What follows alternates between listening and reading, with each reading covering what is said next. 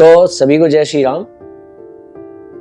रामायण पर कई प्रकार के आक्षेप लगाए जाते हैं, वाल्मीकि रामायण पर जो प्राप्त है, और उसमें प्रभु श्री राम ने सीता माता को वनवास क्यों भेजा, या अभी बीच में आपने देखा होगा कुछ दिन पहले कोई दिव्य कीर्ति है, उनके द्वारा कहा गया कि भाई वो उन्होंने ऐसा ऐसा कहा कि श्वान का चाटा हुआ हवी उसमें इस्तेमाल नहीं होता है, उसको स्वीकार नहीं किया जाता है। तो सीता माता के लिए मतलब आपत्तिजनक बातें कही किसने? प्रभु श्री राम ने। इस तरह का वहाँ पर कुछ प्रकरण चले थे। इसके अलावा संबुक वध, इस तरह की और भी कई चीज़ें जो रामायण पर, और जो रामायण के नायक हैं, हमारे महानायक हैं, हमारे आदर्श धर्म के साक्षात स्वरूप मर्यादा पुरुषोत्तम प्रभु श्री राम, इन पर कई प्रकार के आक्षेप लगाए जाते हैं। तो अब होता क्या है कि ये जब आक्षेप लगाए जाते हैं तो इन आक्षेपों का निराकरण तो लोग कर नहीं पाते हैं, कई बार नहीं कर पाते हैं, मगर निराकरण प्रस्तुत करने की बजाय जहां पर भी उनको कोई प्रॉब्लम आती है वो उसको प्रक्षिप्त कह देते हैं। ये कह देते हैं कि भाई ये जो बात लिखी हुई है गलत है। जैसे कि इसमें सबसे ज़्यादा अग्रणी भूमिका अगर निभाने वाले तंत्र की मैं बात करूं तो वो है आर्य समाज। आर्य समाज ने पुराणों में जहाँ पर भी ऐसी बातें थी जो कि कोई दृष्टांत समझाने के लिए थी, कोई वैज्ञानिक विधि समझाने के लिए थी, उसके लिए बहुत आसानी से आर्य समाज वालों ने कह दिया कि ये तो गप्पे हैं और पुराण वगैरह कुछ नहीं, बकवास है। जबकि वैसी ही चीज़ें सेम वेदों में भी है, पर वेदों के लिए उन्होंने ऐसी बात नहीं की। वेदों में जहाँ ऐसी बात आई तो उन्होंने अलंकार कह दिया, इसीलिए हम लोग उन्हें अलंकार कहते हैं। और रामायण में भी जब ऐसी बातें, उनकी रामायण जो श्लोक उन्होंने चुने, कितना काटेंगे कितना छांटेंगे, उन्होंने हालांकि छांट कर भगवत गीता निकाली, अपने हिसाब से श्लोक हटा दिए, छांट कर उन्होंने मनुस्मृति निकाली, अपने हिसाब से श्लोक हटा दिए, और छांट कर उन्होंने रामायण भी निकाल ली, अपने हिसाब से उन्होंने श्लोक छाट दिए। पर उसमें भी कुछ ऐसी घटनाएं हैं जिनको उन्हें अलंकार कहना पड़ा। जैसे अहिल्या की बात को आर्य समाज वालों को भी वहां पर अलंकार कहना पड़ गया कि अहिल्या श्राप से मुक्त कैसे हो गई। तो ऐसी ही एक सीरीज हम लोग बना रहे हैं जिसमें कि रामायण पर उठने वाले सभी जितने भी आक्षेप हैं उनका निराकरण प्रस्तुत करेंगे। इसके बाद फिर जो भगवान श्री कृष्ण के जीवन पर कोई भी किसी प्रकार के आक्षेप उठते हैं तो ये काफ़ी महत्वपूर्ण सीरीज है, क्योंकि जो भगवान श्री कृष्ण पर आक्षेप उठते हैं उसमें राधा जी आ जाता है। राधा जी के नाम पर भी कहा जाता है राधा जी काल्पनिक हैं, या राधा जी के लिए अभी कुछ दिनों पहले जो ये हमारे कथावाचक हैं प्रदीप मिश्रा जी, इन्होंने भी काफ़ी आपत्तिजनक टिप्पणी दी थी। इनको ये मालूम होना चाहिए कि जिनको ये जगत गुरु शंकराचार्य कहते हैं वो जगत गुरु शंकराचार्य उसी परंपरा से आने वाले करपात्री जी महाराज ने राधा सुधा नाम का ग्रंथ लिखा है, केवल इस बात को सिद्ध करने के लिए कि राधा कौन थी, राधा की महिमा क्या है राधा जी की। तो ये सब बात है। तो अभी जो आज जो हम आए हैं लेकर के, वो कुछ प्रकरण है रामायण में। कहीं पर ऐसा देखने को मिलता है जहां पर जो मातृशक्ति है उनके अंग प्रत्यंगों के बारे में बहुत ही सामान्यता दिखाई देता है कि बात हो रही है। तो अब ऐसे में जो परंपरा प्राप्त अध्ययन नहीं किया होता है जिन्होंने, या गुरु के बिना अध्ययन कर रहे होते हैं शास्त्रों का, तो वहाँ पर वो डगमगा जाता है कि अरे ये शास्त्रों में कैसी बातें हो रही है। जैसे कि एक प्रकरण है, जब बजरंग बली सीता माता को लेने जाते हैं तो वहाँ पर वो सीता माता के सभी अंग प्रत्यंगों के बारे में अपने मन में विचार करते हैं। और एक दृष्टांत है जहाँ पर प्रभु श्री राम, जब सीता माता का अपहरण हो गया, वो मिल नहीं रही है, तो विरह में विलाप करते हुए सीता माता के कुछ ऐसे अंग प्रत्यंगों के बारे में लक्ष्मण जी से बात करते हैं जिनके बारे में सामान्यतया बात करना आपत्तिजनक दिखाई देता है। और इसी के साथ साथ एक प्रकरण है जहाँ पर रावण जब सीता माता का हरण करने आता है तो वहाँ पर वो भी कुछ आपत्तिजनक ऐसे शब्दों का उपयोग करता है, जिसके कारण सीता माता को या तो समझ लेना चाहिए था कि इसका जो विचार है वो ठीक नहीं है, अन्यथा वहां से ये निकाला जा सकता है कि भाई रामायण में कुछ ऐसे वृतांत भी हैं जहां पर अमूक अमूक जो मातृशक्ति के अंग प्रत्यंग होते हैं उनके बारे में बात करना आपत्तिजनक नहीं माना जाता था। तो इससे क्या हो रहा है, एक संशय उत्पन्न हो रहा है कि क्या रामायण काल में ऐसा था कि स्त्रियों के अंग प्रत्यंगों के बारे में इस तरह से बात होती थी। तो इसलिए इसका निराकरण करना बहुत आवश्यक है इन बातों का, जिससे कि भ्रांति ना फैले। तो सब जो हमने 3 बातें बताई, एक हनुमान जी वाला, एक प्रभु श्री राम वाला और सीता माता को जब रावण लेने आया, इन तीनों के बारे में आज हम बात करेंगे। और आगे जो है जो अन्य आक्षेप लगते हैं प्रभु श्री राम पर या रामायण पर, उसके बारे में बात करेंगे। मगर सबसे पहले मैं यहाँ पर ये बता दूं कि इसी स्थिति के लिए इस तरह के विचार उत्पन्न ना हो कि अरे हनुमान जी ब्रह्मचारी होते हुए सीता माता, वो भी सीता माता जिनको माता के समान मानते हैं, उनके बारे में ऐसे विचार कैसे कर रहे हैं।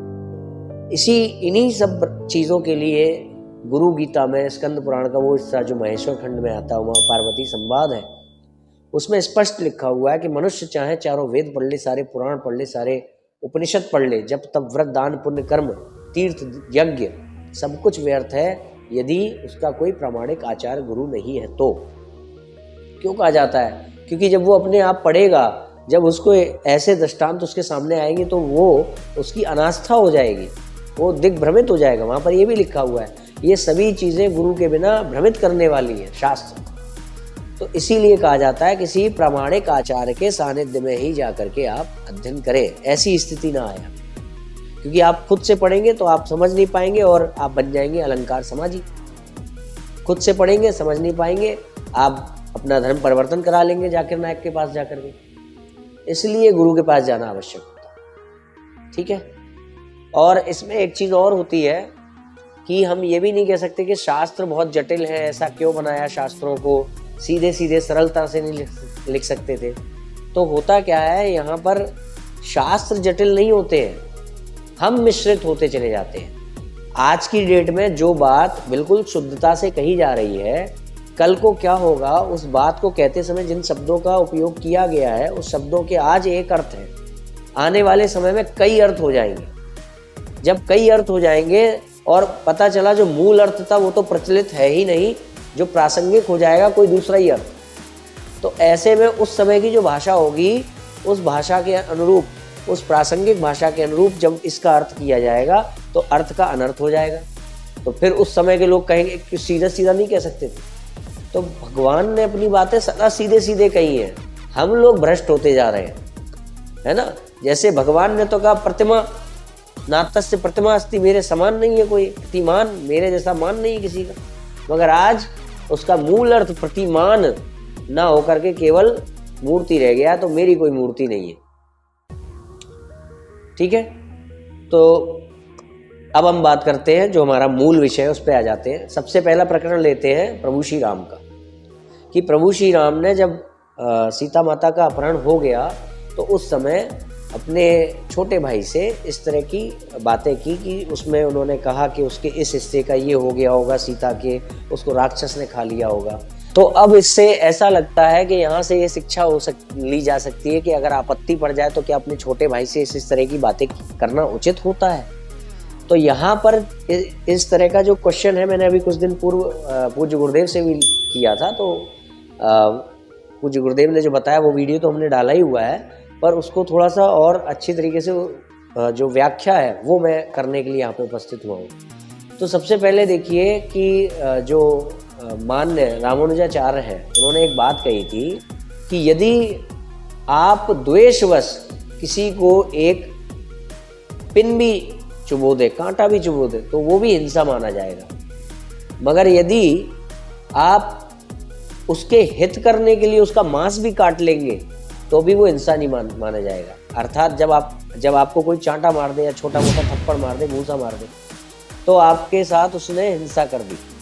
परंतु यदि कोई वहीं पे कोई डॉक्टर आपको ठीक करने के लिए आपका मांस काटता है, आपकी चीज़ें कर देता है, अंग से अंग को अलग कर देता है, तो भी वो हिंसा नहीं मानी जाती है। इसका अर्थ क्या है कि उद्देश्य भी देखना पड़ेगा कि जो बात हो रही है उसके पीछे का उद्देश्य क्या है, तब ये डिसाइड होगा कि ये बात इस चीज़ के अनुरूप कही जा रही है कि नहीं।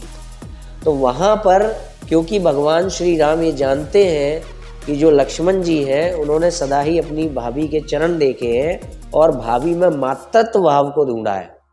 वात्सल्य भाव की दृष्टि से उन्होंने एक माता की दृष्टि से अपने छोटे भाई को बताया कि जो सीता जी हैं उनके अंग प्रत्यंग इस प्रकार से कहीं राक्षस ने ना खा लिए हो। तो उनका भाव यहाँ पर अब एक अपनी पत्नी के अंग प्रत्यंगों को अपने छोटे भाई के समक्ष बताने का नहीं है, एक माँ के अंग प्रत्यंगों के बारे में वात्सल्यता के भाव से बताया जा रहा है कि उस माँ के शरीर को राक्षस ने कहीं खा न लिया हो।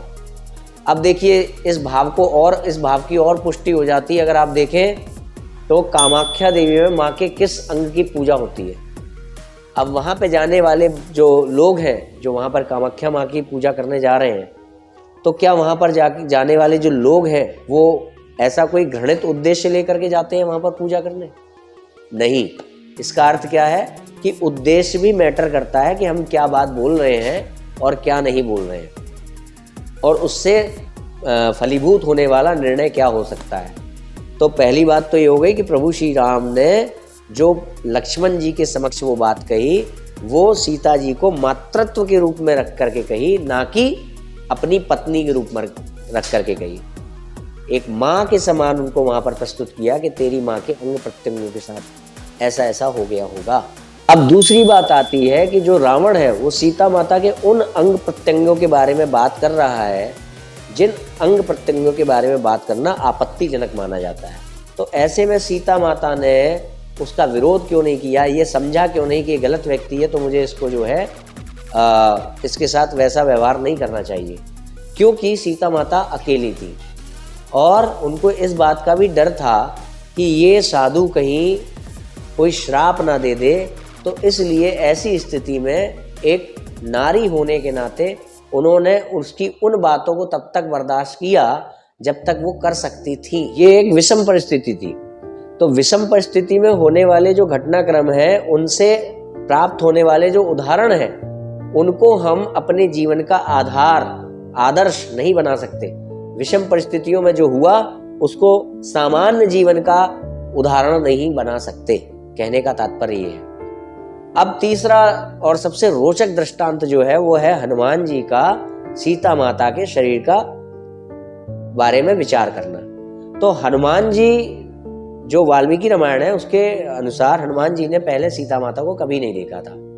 तो सीता माता को जब वो ढूंढने गए और वृक्ष से जब वो सीता माता को देख रहे थे, तो उस समय का ये वर्णन है कि उन्होंने सीता माता के पूरे शरीर के बारे में विचार किया। अब बात ये आती है कि सबकॉन्शियस माइंड में, हमारे कॉन्शियस माइंड में कुछ भी हो, मगर सबकॉन्शियस माइंड में हमारे क्या विचार रहते हैं जब हम अपनी माता जी को ढूंढने जाएंगे, जब हम अपनी बहन जी को ढूंढने जाएंगे, हम अपने घर की किसी भी मातृ शक्ति को ढूंढने जाएंगे हजारों की भीड़ में, तो वहां पर हमारा जो सबसे पहला स्टार्टिंग पॉइंट होगा उनको ढूंढने का, तो वो स्टार्टिंग पॉइंट होगा कि हम एक स्त्री को ढूंढने आए।